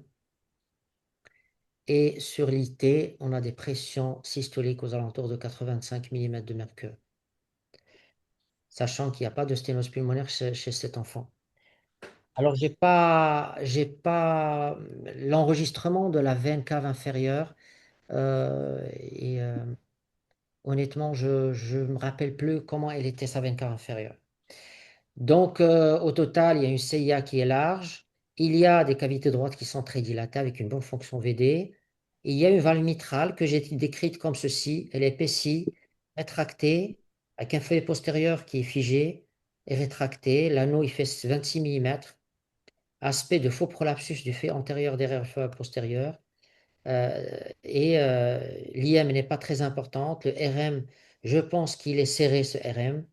Il y a une très forte hypertension artérielle pulmonaire. Et voilà, donc voilà, ici dans la description, donc j'avais marqué ça, la veine cave inférieure est peu dilatée et elle est peu Mm. compliante. Voilà. Alors, c'est intéressant parce que rien qu'à l'écho, tu peux quand même suspecter un très gros débit pulmonaire, donc tu as un très Mm. gros shunt à travers la CIA. Et puis, à cause de la PAPM que tu as sur l'IP, des résistances maintenant très élevées. Donc, tu peux avoir un hyper débit, hyper pression, mais avec des résistances basses. Mais là, c'était une PAPM à 45 avec une large CA, c'est pas post-capillaire, parce que tu as une veine cave qui est fine. Donc, c'est-à-dire que les résistances pulmonaires sont élevées. Là, c'est la On peut cata. avoir les deux. Mm. Ouais, tu peux avoir les deux, mais à nouveau, si tu as une CA large et une veine cave assez fine, bon, on va voir, hein. Bah, ce qu'il faut, c'est l'hémodynamique invasif, mais si on fait que ça, moi, je dirais, putain, c'est vraiment les résistances qui, malheureusement, risquent d'être élevées. Oui. Alors, c'est un cas qui nous a beaucoup intrigué. On l'a hospitalisé parce qu'il n'était pas bien du tout. Et on avait décidé de lui faire un cathétérisme cardiaque. Et voilà, donc la réponse du cathétérisme, c'est que c'est une hypertension artérielle pulmonaire qui est mixte, pré- et post-capillaire. Pression moyenne à 52, un shunt gauche-droit qui est encore très significatif, un QPQS à 4,8 et des résistances vasculaires pulmonaires qui sont encore basses. Et un gradient au GVG qui est à 11, une POG qui est très élevée, à 29 mm de mercure, un bas débit systémique et une coronarographie qui est normale. Donc, cet enfant, donc on était sur le point de Mm. l'opérer. Alors, qu'est-ce qu'on allait faire? On allait faire, donc on discutait avec le chirurgien pour éventuellement, bien entendu, fermer la CIA et lui faire une Préparation. hysterectomie de la valve mitrale dans la mesure du possible, sans changer la valve. Je ne sais pas ce que tu en penses, Fedwa. Oui, c'est ce qu'il faut faire en fait. Il faut Et essayer de réparer essayer la de mitrale. passer le cap, pour essayer de passer ce cap, Hmm. c'est vraiment une extrême urgence. Mais malheureusement, le patient, il ne nous a pas laissé le temps. Il est rentré rapidement dans un choc cardiogénique qui était irréversible. Et donc, il est décédé avant la chirurgie, cet enfant. Euh, Tu vois, Oui, Saïd, on a vu. oui, si je peux me permettre aussi un commentaire, tu vois, tu peux retourner sur tes chiffres de KT. oui, Tu vois, là, ce Un qui est débit. surpris, c'est la POG à 29. En fait, ce qui est intéressant, c'est que ça va un petit peu contre ton écho, ou sinon, ça juste confirme que l'hémodynamique est très variable. Les cas aussi graves, avec des mitrales aussi malades et un VG aussi comprimé, parfois il peut avoir des pressions de remplissage basses, ce qui était peut-être le cas durant ton écho. Et d'un coup, il va élever très fort dès qu'il va un petit peu rentrer en inotropie, c'est-à-dire un peu s'agiter. Et boum, la POG va exploser. Ce qui est oui. évidemment un facteur de risque de crise d'HTAP majeure et de décès brutal. Et c'est ce qui explique aussi peut-être le gradient au GVG qui est faible, qui n'est pas très important. Hmm. Ouais, alors tu vois là, c'est peut-être moi, ce qui m'intéresserait en plus, c'était mon second point, c'était la PTD-VG, donc la pression télédiastolique du VG. Le VG, comme disait Fado, est peut-être aussi malade. Hmm. Là, tu vois, d'avoir finalement un gradient si bas, ça sous-entend que la PTD-VG doit être élevée. Peut-être élevé, oui. Ouais. C'est-à-dire que le muscle aussi, là, il est malade. Normalement, tu n'as pas une pression télédiastolique élevée. Et avec un QP, QS à 4,8, c'est que plus le débit pulmonaire est élevé, plus le débit systémique est faible. Donc, ce malade était en bas débit. Donc, c'est ce qui explique cette évolution rapide. Je crois que l'évolution rapide, il y a plusieurs facteurs, hein, donc on est en train de discuter malheureusement a posteriori, mais Hmm. je crois l'écrasement du ventricule gauche aussi, il est pour quelque chose, donc très probablement il devait avoir une PDDVG qui est élevée, cet enfant, hein. Avec ce ventricule gauche qui est écrasé par le ventricule droit, c'est tout à fait possible, hein. Ouais, ouais. Mais comme tu l'as dit au début, et moi, vraiment l'élément clé, c'est la valve mitrale. Parce que la valve mitrale est malade, il y a un gros débit à travers la CI à cause de cette valve mitrale, et c'est un cercle vicieux. Tu fatigues tes poumons, tu déprécharges ton VG, tu n'as plus de débit systémique. Alors, si l'enfant avait tenu et était allé au bloc opératoire, corrige-moi si je me trompe, Fadwa, mais ça aurait été une chirurgie d'extrêmement haut risque, Ouais. d'extrêmement haut risque. Et même un geste parfait, il aurait fallu calibrer parfaitement une sciate de décharge. Exactement, c'est ce que j'allais dire. Il faut sortir avec une CI à décharge et sûrement de l'ECMO derrière, sûrement. Parce que c'est pas sûr que ce ventricule gauche pourra assurer un débit systémique tout seul. Ça m'étonnerait. C'est vrai que c'est un VG qui est peu préchargé, mais ça m'étonnerait qu'il puisse assurer une réparation biventriculaire. Et deux petites questions. Olivier, quelle est ton analyse concernant l'étiologie de cette valve mitrale? Est-ce que c'est Voilà. rhumatismal ou est-ce que tu penses que, elle est d'une autre origine? Bah, je dirais pour deux raisons, pour l'âge et l'aspect échographique, je pense qu'elle est congénitale. Alors évidemment, tu as raison, on ne peut jamais être certain, mais quand même, il était très jeune. Puis le diagnostic, il avait déjà depuis 3 4 ans de vie, donc c'est quand même tôt. Mm. Et l'aspect échographique, je trouve, c'est pour ça que je t'ai demandé le nombre de piliers, parce que pour moi, ça faisait très pilier commissure. C'est vraiment pilier commissure, en tous les cas sur le feuillet postérieur. En revanche, ce qui était intriguant sur cette valve mitrale, c'est que sur le feuillet antérieur, ça faisait plus maladie du tissu conjonctif, avec des cordages assez allongés, un prolapse. Tu peux avoir les deux, mais clairement, ça faisait congénital, c'est-à-dire tout l'appareil valvulaire était anormal. Ce n'est pas parce que tu as une fusion des commissures que c'est un rhumatisme. Évidemment, à Mm. cet âge-là, plus les atteintes associées, pour moi, ça fait congénital. Est-ce qu'il y a des questions Il sur y a le... des questions sur le chat. Alors, il y a quelqu'un qui pose la question, est-ce que c'est un syndrome de Luttenbacher? Ben, la définition de Mm. Luttenbacher, c'est un peu ça, hein, c'est le rétrécissement mitral associé à la CIA. Alors après, D'accord. les causes de la CIA et les étiologies donc, peuvent varier. Effectivement, ça peut être un Luttenbacher. Je suis d'accord. Et la deuxième question, c'est pour le Ouais. diagnostic prénatal, tout à fait. Oui, oui, oui, c'est quelque chose auquel on travaille beaucoup, nous, ici. Et oui, la réponse, bien sûr, hein, les anomalies de la valve mitrale congénitales sont diagnosticables en anténatal. Sont suspectés devant une asymétrie ventriculaire ou bien vous cherchez à voir directement la valve mitrale? Les deux, les deux, mais la manière dont, en tous les cas, en France, c'est structuré, c'est comme il y a un dépistage fait par les gynéco-obstétriciens, Hmm. c'est quasiment exclusivement sur une asymétrie ventriculaire. Asymétrie ventriculaire. Eux, en Hmm. fait, ils doivent faire trois coupes. Ils ne vont pas dans les détails de la valve mitrale, et donc c'est Hmm. l'asymétrie. Mais de plus en plus, on les rattrape avec une formation plus d'experts pour les gynécos. On leur apprend à bien voir la valve mitrale. Merci beaucoup. Donc, on va passer au cas suivant. Eliazid, il a 3 ans. Il est asymptomatique, mais sous traitement. Alors, voici sa radio. Pas grand-chose, peut-être un peu de surcharge vasculaire pulmonaire. Et voilà son écho, qui ressemble un petit peu aux images que nous a montré Olivier tout à l'heure, où on voit qu'il y a une membrane sous-aortique et on voit aussi qu'il y a une membrane supramitrale. Alors, est-ce que c'est une membrane supramitrale ou est-ce que c'est une membrane intramitrale? On pourra en discuter tout à l'heure. On pourra bloquer l'image.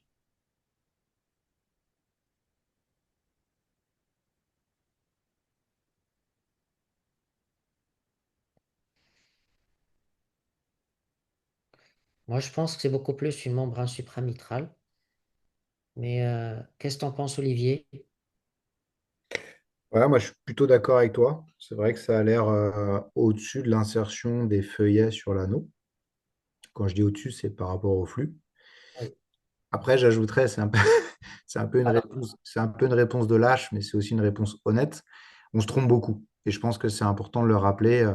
Nos collègues chirurgiens aiment bien nous taper sur les doigts en sortant du bloc en disant ah, c'était intramitral, tu m'as dit supramitral ou l'inverse. Je pense qu'à l'échographie, on a quand même du mal à cause de la deux dimensions. Euh, donc, c'est bien de s'acharner, mais ça ne change pas grand-chose. Ça va être vraiment la qualité du chirurgien en bloc opératoire. Oui, absolument. c'est vrai que Ouais, je c'est dis pas de beaucoup bêtises. plus. Non, c'est beaucoup plus compliqué de réparer quand c'est intramitral parce qu'on risque d'abîmer le. C'est vraiment un véritable peeling de la valve mitrale. Parfois, c'est complètement collé sur les feuillets et le risque, c'est d'abîmer en fait le tissu valvulaire mitral. Le deuxième point, c'est que la membrane intramitrale est souvent associée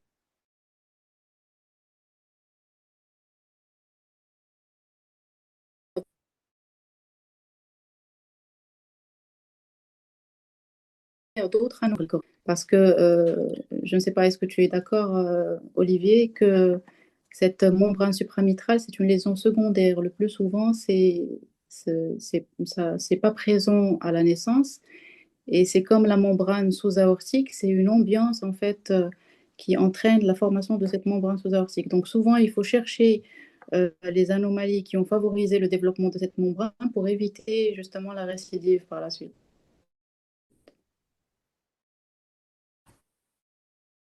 Ouais, alors, je suis totalement d'accord. Et intéressant dans ce que tu as fait, Fadois, c'était mon commentaire précédent. Là, sur le long axe, je me demande s'il n'y a pas un cordage, donc l'appareil sous-alvéolaire mitral, qui va s'insérer dans la Exactement. chambre de Parce chasse. qu'en plus, il y a Et là, une plus en membrane faveur. sous-aortique. Ouais. Voilà. Donc, soit c'est une membrane réactionnelle, soit c'est vraiment de l'appareil, comme un espèce de Starlink sans CIV, mais Mm. vraiment de l'insertion du cordage qui va dans la chambre de chasse, ce qu'on voit classiquement dans une fente conotroncale. Mais là, je suis d'accord avec Fadois. S'il y a vraiment de l'insertion de cordage dans la chambre de chasse, c'est en faveur plutôt de l'intramitral. Je me demandais, en fait, tu vois une image, je ne sais pas, c'est pas Oui. facile. Bon. Mais c'est exactement les conversations qu'on a classiquement pour aider le chirurgien ou la chirurgienne à bien se préparer. Là, c'est cette image un petit peu au niveau de la chasse. Mm. Ouais, On voit quelque chose qui est hyper échogène entre la grande valve et oui, le septum. qui est un petit peu mobile. Il faudrait tourner autour, mais Ouais. Alors ça, c'est l'anneau qui est de petite taille, 10 millimètres. Je crois qu'il est à moins 4 déviations standard. Et là, on retrouve un rétrécissement mitral. Alors c'est là où j'ai... voilà. Là, on voit qu'il y a deux piliers de la valve mitrale ici.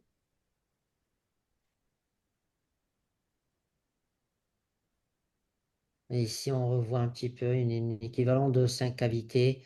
On voit encore une fois cette membrane qui est probablement supramitrale. Enfin, sur le feuillet antérieur, on a l'impression que elle est supramitrale. Et ce côté-là, donc sur le feuillet postérieur, on a l'impression qu'elle s'insère sur la valve. Parfois, c'est pas évident, hein. Est-ce qu'on peut Mhm. aider de l'ETO dans ce genre de situation? Est-ce que ça peut aider? Ouais, tout à fait. ETO Souvent, éventuellement? nous, la manière dont on le fait, Saïd, c'est ça change pas l'indication opératoire. Donc, on va au bloc Le opératoire, bloc. on fait le TO préopératoire avec le chirurgien au-dessus de notre épaule. Ce que disait Fadoua juste avant, c'est-à-dire une écho à 4 œils, en fait, à 4 yeux. Mm. Là, on voit une CIV peut-être aussi de sous-aortique, c'est ça? Oui, il y a une petite CIV, effectivement, je crois. Alors, Dans ça, la c'est le boucle gradient. Ça, c'est le gradient sur la valve mitrale qui a 14 en moyenne. C'est significatif. Là, on voit encore une fois cette valve. Et ici, bon, c'est une image qui est figée.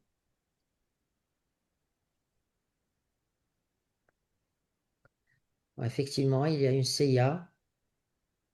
Une CIV. CIV? Ouais, Ouais. il y a une CIV, pardon, il y a une CIV qui est restrictive de très petite taille, qui est au niveau de la voie d'éjection et qui est restrictive avec un gradient de pression qui est à 81 mm de mercure entre le ventricule gauche et le ventricule droit. Alors ça, c'est plutôt une bonne nouvelle, parce que ça veut dire que la PVDS, elle est basse. Mhm. Oui, Une membrane supramitrale, tu peux avoir des pressions pulmonaires très élevées. Mais là, si la CIV est restrictive en termes de pression, c'est-à-dire qu'il n'y a pas de surcharge de pression. non, pas vraiment. Il n'y a pas de surcharge de pression, il n'y a pas de surcharge. Là, ça, c'est un gradient sur le. Ça s'influe sur la membrane sous-aortique qui n'est pas du tout sténosante. Et au niveau de l'arc aortique aussi, il n'y a pas de coarctation de l'aorte. C'est quelque chose qu'il va falloir chercher systématiquement. Donc, en conclusion, c'est un anneau supramitral. On peut discuter. Donc, vous avez vu que on a discuté un petit peu. Il faut multiplier les incidences, il faut multiplier les coupes, il faut essayer de voir un petit peu de tous les côtés pour voir au grand maximum si elle est supramitrale ou si elle est intramitrale. Donc, c'est un anneau qui est serré, présence de deux piliers, une hypoplasie de l'anneau à moins 4 déviations standard, une membrane sous-aortique non sténosante, une valve aortique qui est tricuspide, sans fuite, pas de coarctation de l'aorte et une CIV de la voie d'éjection qui est restrictive avec des pressions pulmonaires qui ne sont pas élevées. Alors, le patient, donc, il a été mis bien sûr sous diurétique. Il a été opéré en 2023. Donc, le Mhm. chirurgien a procédé à la fermeture de la CIV, une résection de la membrane supramitrale. Et c'était une membrane supramitrale, effectivement, selon le Ça y compte est, opératoire. Oui, pardon. je t'interromps à nouveau parce que Oui, je trouve que c'est bien un sûr. cas hyper intéressant. Oui, De ce que je lis et de ce que tu décris, je suis pas sûr que nous, on l'aurait opéré. Quand je dis nous, c'est les centres où j'ai travaillé. Pourquoi je dis ça? Parce que si j'ai bien suivi, il était totalement asymptomatique. Il grossissait bien. Il avait des pressions pulmonaires basses. Et pourquoi je dis ça aussi? Parce qu'à nouveau, c'est la réflexion de Pascal Houet. Dire, mais il a 3 ans, il va bien. Attendons, il n'y a pas le feu, il n'y a aucun degré d'urgence. Parce que si je vais l'opérer et si je dois lui changer sa valve mitrale, là, c'est une autre affaire. Et donc, c'est intéressant de discuter de ces cas parce que ça se joue un peu à la marge. Mais finalement, tu vois, de l'avoir opéré à ce moment de diagnostic, alors évidemment, la membrane est un peu inquiétante. Mais comme elle n'a pas de répercussion en termes de pression ni de volume et que l'enfant grossit bien, tu vois, moi, je pense que ça aurait été intéressant là, de ne pas l'opérer et d'attendre. Parce qu'il n'y a pas de risque, en fait.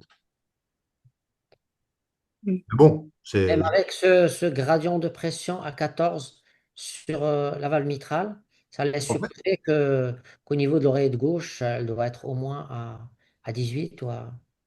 bah, en fait, c'est le gradient de pression, tu le majores un peu parce que Bernoulli, sur ce type de lésion, c'est quand même compliqué.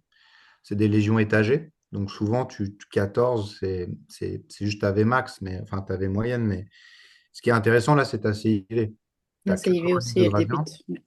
Et donc, si tu veux, si tu as une IT, une IP, tu peux confirmer, mais à mon avis, ta pression des poumons, elle est normale. Et donc, ton gradient transpulmonaire, il est normal. Donc, je pense pas que ta POG, elle soit élevée, hein.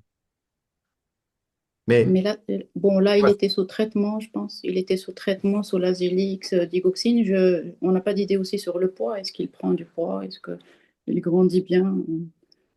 Mais il était sous l'Azélix avec une radio un peu surchargée, donc je ne sais pas. Est-ce que sans traitement, est-ce qu'il était symptomatique ou pas? Il était asymptomatique, mais sous traitement, encore une Sous fois. traitement, oui, justement. C'est ce que j'ai voilà. dit. Oui, bon, Mais- ça se discute. Je ouais, comprends ça se discute. ta position, mais c'est bien de discuter comme ça, de C'est voir le... facile de réécrire les histoires, hein. Ça, c'est... Voilà. Voilà, ce qui est super, c'est qu'il va bien, c'est génial. Oui, oui, il a très très bien récupéré. Il a maintenant un gradient moyen qui est à 3 et des pressions pulmonaires, bon, ils sont pas très élevés. Et, euh, et voilà, donc c'est une histoire qui se termine bien plutôt. Super. Et le chirurgien ou la chirurgienne a dit c'était intramitral ou Il a Il a dit supramitral? dit que c'était supramitral. supramitral. Supramitral, ok, super. Super. Supramitral. Oui, peut-être c'est une lésion facile à réparer, donc il n'y avait pas beaucoup de risques à l'opérer, c'est sûr. Ok. Allez, pardon.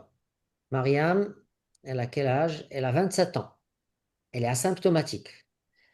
Et elle a un ECG qui est normal. Voilà son écho. Donc, on voit très bien que la valve mitrale, elle est malade, elle est épaissie, elle est un petit peu retournée. Le ventricule gauche, il a une taille limite, on va le voir tout à l'heure. Il a une bonne fonction systolique.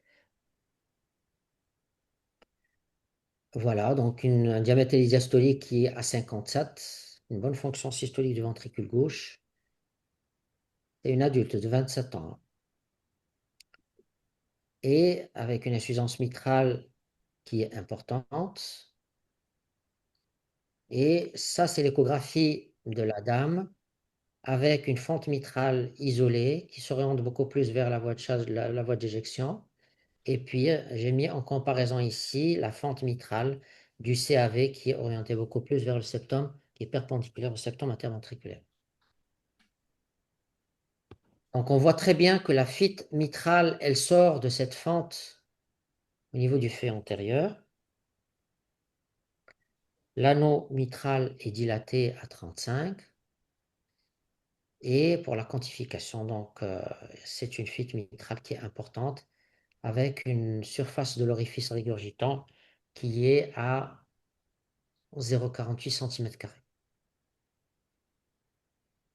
Une oreillette gauche qui est dilatée, donc pour reprendre ce qu'a dit Olivier tout à l'heure, une oreillette gauche qui est dilatée, un ventricule gauche qui est limite supérieure, des pressions pulmonaires qui sont encore normales chez cette jeune dame, donc une pression dans le VD qui est à 27 mm de mercure. Donc au total, une IM importante isolée par fente mitrale antérieure avec des critères de sévérité au niveau de l'oreillette gauche, au niveau de la surface de l'orifice régurgitant et du volume régurgité, et un ventricule gauche qui n'est pas dilaté, de bonne fonction, et des pressions pulmonaires normales. Alors, toute la question, c'est que faire? Donc là aussi, la discussion, elle est ouverte. Je ne sais pas s'il y a des questions dans le chat. Mais c'est une IM qui est assez importante. C'est vrai qu'il n'y a pas beaucoup de retentissement sur le ventricule gauche ni sur les pressions pulmonaires. Est-ce que tu l'aurais opéré ou est-ce que tu l'aurais laissé tranquille, Olivier? Après, on reviendra à Fédois pour nous dire ce qu'elle va faire un petit peu pour ce genre de lésion. Voilà, moi je pense que là, tu as plusieurs critères pour une indication opératoire. La surcharge de volume, comme je disais, donc tu as une dilatation nette de l'oreillette gauche et du Mm. VG. Donc là, il n'y a pas d'intérêt à attendre parce que là, le risque, il est rythmique, voire les surcharges de pression. Donc là, pour moi, il faut opérer. Et en plus, tu as une lésion assez claire à opérer. Donc c'est une fente. Normalement, les chirurgiens aiment bien ça.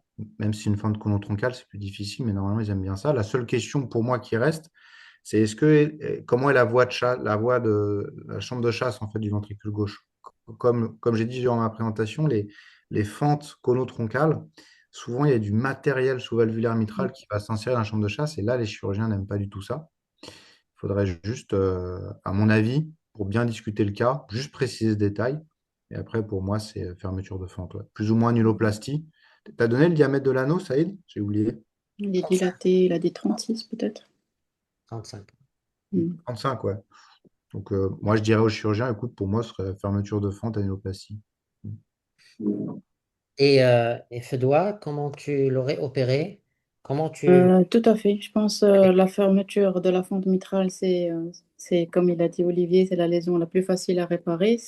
Mais bon, là, il est un peu âgé et là, on peut se retrouver avec une fente qui est un peu rétractée. Donc, c'est pas comme chez le nourrisson. Parfois, c'est facile à réparer chez le nourrisson, mais chez les malades qui sont un peu plus âgés, parfois, on a de véritables rétractions de la fente mitrale et on peut être amené à fermer cette fente à travers un petit patch quand on a une rétraction tissulaire.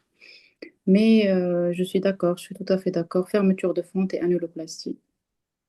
Je pense que on on n'a rien à attendre. Il faut y aller. Sinon, c'est une maladie qui va faire de l'arythmie, qui va devenir de plus en plus symptomatique. Plus on va attendre, je pense, plus on va s'éloigner de la plastie mitrale et on pourra tomber dans une rétraction valvulaire importante et être amené à remplacer la valve. Donc, il ne faut pas raisonner sur une valve pathologique comme sur une valve normale qui est fuyante. C'est une valve où il y a une fente mitrale, donc je pense qu'il ne faut pas trop tarder pour la réparer. Très bien. Est-ce qu'il y a des questions? Est-ce que tu as des questions dans le chat? Il y a une question. Alors, ils ont demandé, est-ce que vous avez fait une écho 3D? Et est-ce qu'il y a intérêt à faire peut-être une écho 3D pour ce genre de malade? Alors, je pense pas, moi. Ouais, je pense pas, je peux me permettre de répondre. L'écho 3D a beaucoup de force, mais là, l'écho 2D est hyper noble, hein. Donc là, pour une fente avec un mécanisme très bien identifié par Saïd, c'est-à-dire il n'y a pas de question, je ne vois pas ce que l'échographie volumétrique apporterait.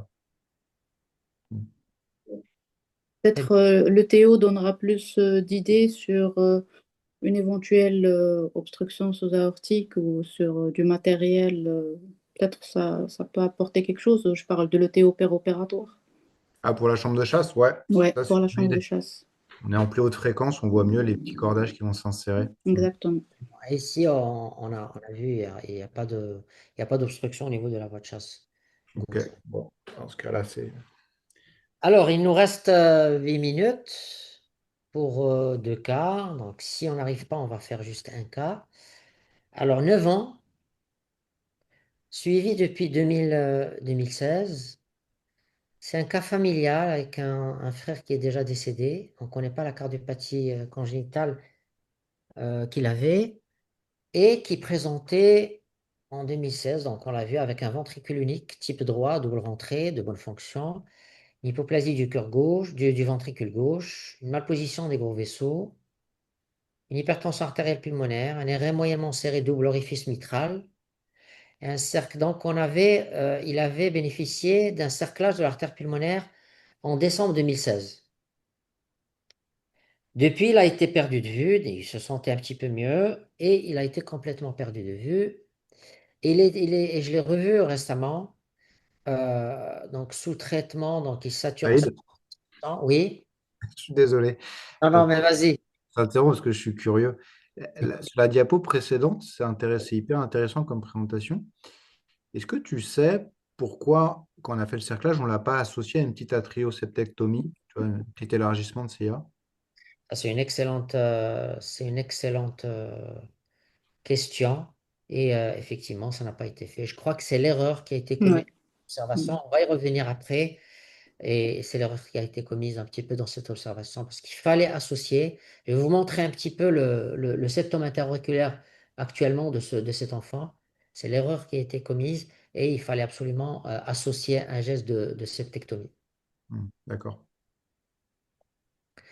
Tu as tout à fait raison, hein. Alors, il a été revu récemment. Il sature à 73%. Cerclage qui est bien positionné, mais avec un gradient qui a entre 40 et 50 mm de mercure. Un RM moyennement serré. Un gradient moyen qui a 5 mm de mercure et de l'hypertension artérielle pulmonaire. Voilà son écho. Donc on voit très bien qu'il y a un ventricule unique. Alors tout à l'heure, on va montrer peut-être que il y a un petit ventricule gauche qu'on arrive à voir. Ici, on ne voit pas très très bien. Mais on voit très bien que la valve mitrale, elle est malade. Elle s'ouvre un petit peu en dôme et le ventricule unique, il est de bonne fonction. Alors, si vous faites attention à ce septum interauriculaire, comme a dit Olivier tout à l'heure, on voit très bien qu'il bande du côté droit, d'accord? C'est-à-dire qu'il y a de l'hyperpression du côté gauche. Ok, voilà, donc il y a peut-être un tout petit foramen ovale perméable. Et je ne sais pas si tu es d'accord, est-ce qu'on peut considérer ça comme un ventricule gauche, un tout petit ventricule gauche qui est hypoplasique, ou est-ce qu'on va conclure un ventricule unique de type indéterminé? Qu'est-ce que tu en penses, Olivier? Bah, je pense qu'en incidence, c'est hyper rare, hein, le ventricule unique. Donc, je suis plutôt en incidence. Moi, je chercherais plutôt le foramen buloventriculaire, donc la petite cavité accessoire. En revanche, normalement, elle est antérieure. Ouais, Aussi en termes d'incidence. Après, tout existe. Mais classiquement, le ventricule droit à double entrée, comme celui que tu montres, je rappelle que normalement, on ne parle pas de valve mitrale et de valve tricuspide, on parle de valve gauche, valve droite. droit. Mhm. Ouais, c'est un détail, mais c'est parce qu'embryologiquement, en fait, c'est plus vraiment des mitrailles et tricuspides. Mais la petite cavité, normalement, elle doit être plutôt antérieure et ça donne un VDDI, classiquement. Donc, les deux gros vaisseaux sortent de cette cavité accessoire. Euh, bon, voilà. Voilà. Donc on voit que cette valve, donc il y a de l'aliasing sur la valve mitrale. Là, c'est le cerclage de l'artère pulmonaire. Ça, c'est ça, c'est la valve pulmonaire. Ça, c'est le cerclage qui est un petit peu proche de la valve pulmonaire.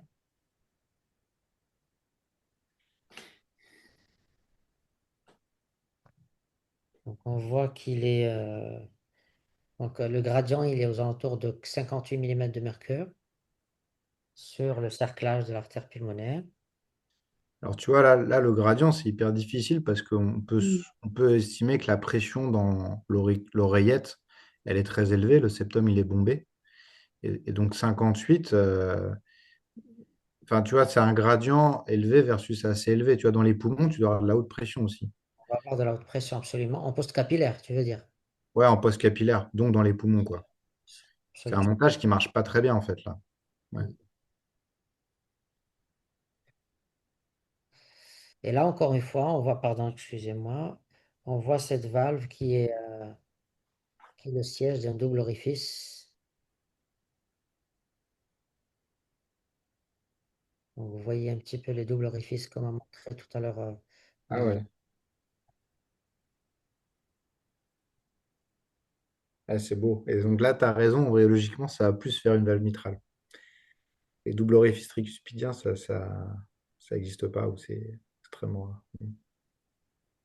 Très rare. J'en ai vu. Ouais, ouais, ouais, ouais, ouais, ouais. Non, non, non, c'est extrêmement rare, mais classiquement, tu vois, c'est la Ouais, antérieure-postérieure. Donc, exactement. Voilà la conclusion que j'ai mise. Ventricule unique de type droit à double rentrée, de bonne fonction, une hypoplasie du ventricule gauche, un cerclage de l'artère pulmonaire qui est moyennement serré, il n'est pas très très protecteur, et ou bien la pression postcapillaire qui est très élevée, qui fait que le gradient n'est pas très élevé, et un RM qui est probablement serré avec un double orifice mitral, et une hypertension artérielle pulmonaire.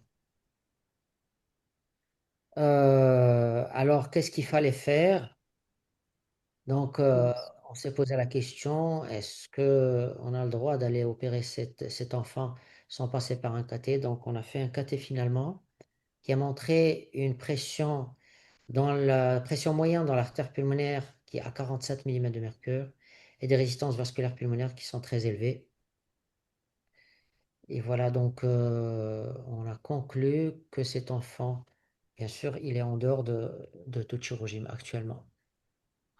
et tu vois, là, dans les pressions pulmonaires, le chiffre le plus marquant pour moi, c'est le 33. Mhm. Et les diastoliques à 33, ça veut dire que tu as une post-cap hyper élevée. Et ouais. Parce que là, il n'y a plus, plus tellement de projets avec des résistances aussi élevées, tu peux Mm. pas aller sur une stratégie univentriculaire, hein. Oui, absolument. Est-ce qu'il y a une question sur le chat? Alors, pourquoi on a fait un cerclage pulmonaire? Mm. Ben, le cerclage, parce qu'il n'y avait pas de sténose pulmonaire, mais on a été devant un ventricule unique. Il aurait fallu le cercler un peu plus et ouvrir le septum interauriculaire. Mm. C'est un peu ça. C'est un peu ça. Mais pourquoi on a fait le cerclage? C'est juste pour protéger la pression. Ouais. L'indication du cerclage, c'est pour baisser la pression dans les poumons. Oui, mais en contrepartie, on a laissé la pression postcapillaire évoluer. Alors ouais, ouais, ouais. Je pense que là, c'est la deuxième question, intérêt de la CIA. Bon, là, c'est ce que tu avais résumé au début, ça, je pense que là, il y a peut-être une difficulté d'évaluation au début. Pour permettre un écoulement libre, Mm. débit dans les poumons, il aurait fallu déprécharger complètement le poste capillaire. Nous, on fait quasiment automatiquement une atrioseptectomie. De surcroît, quand tu as un doute sur la VAV, en fait. Parce Mm. que sinon, c'est une poche qui va se faire, quoi. Et juste ça, j'ai une question pour la chirurgienne. On peut le faire ça sans bypass, hein. Tu peux aller faire une petite une atrioseptectomie. Quand tu fais un cerclage, tu peux juste aller ouvrir Oui, sans. Ouais. oui, en fait, ça se fait, ça s'appelle un Blalock Enlon. On peut clamper derrière l'auricule avec un petit Sapinsky derrière les deux auricules et prendre une partie du septum interauriculaire et créer une CIA rapidement et refermer. On peut le faire. Ouais. C'est un geste qui coûte pas très cher, Exactement. du cerclage et qui rapporte gros, quoi. On peut faire aussi une CEC très rapide et élargir, parce qu'il a déjà un FOP, élargir rapidement et fermer rapidement. En fait, peut-être que ça aurait changé tout le pronostic de ce malade. Bien sûr, absolument. Voilà, donc je crois qu'on est arrivé à temps. On est à 20h31. Alors, il y a une question intérêt de la CIA. Bah, c'est la soupape de C'est pression. pour décharger l'oreille gauche, hein. C'est essentiellement pour ça, hein. C'est un malade qui a en plus une sténose sur la valve mitrale, donc c'est un ventricule unique. Donc, le retour veineux pulmonaire, soit il va aller vers la valve mitrale sténosée, soit il doit se décharger dans l'oreillette droite pour rejoindre le ventricule unique, parce que c'est un ventricule unique. Donc, tout le retour systémique et pulmonaire va se rejoindre dans le ventricule unique, en fait. Bah, écoutez, je crois qu'on va pas pouvoir faire le cinquième, le dernier. On est arrivé à temps. Il me reste à vous remercier infiniment pour ce très beau débat sur la valve mitrale congénitale. J'espère qu'on aura fait le tour un petit peu des différentes anomalies avec le topo très brillant de notre ami Olivier Villemain. Brillant cardiopédiatre à Bordeaux, il a fait un parcours magnifique à Necker dans un premier temps et puis par la suite à Toronto. Un grand merci Olivier, hein, d'avoir accepté notre invitation et Avec aussi plaisir. ta disponibilité à chaque fois qu'on a besoin de toi. C'est toujours une réponse positive. Vraiment un grand merci, cher ami, hein. Avec Merci. plaisir. Et puis, je voudrais aussi remercier Fedwa, brillante chirurgienne cardiovasculaire à Rabat, et qui nous a éclairé avec ses interventions, ses remarques, ses, euh, ses commentaires. C'était juste magnifique de t'écouter. Bravo. Et Merci puis, je beaucoup. Merci remercie pour l'invitation. avec plaisir. Et puis, je remercie tous les cardiologues qui nous suivent et aussi Younes. Et puis, je vous donne rendez-vous dans un mois avec un nouveau cours. Merci beaucoup et à très bientôt.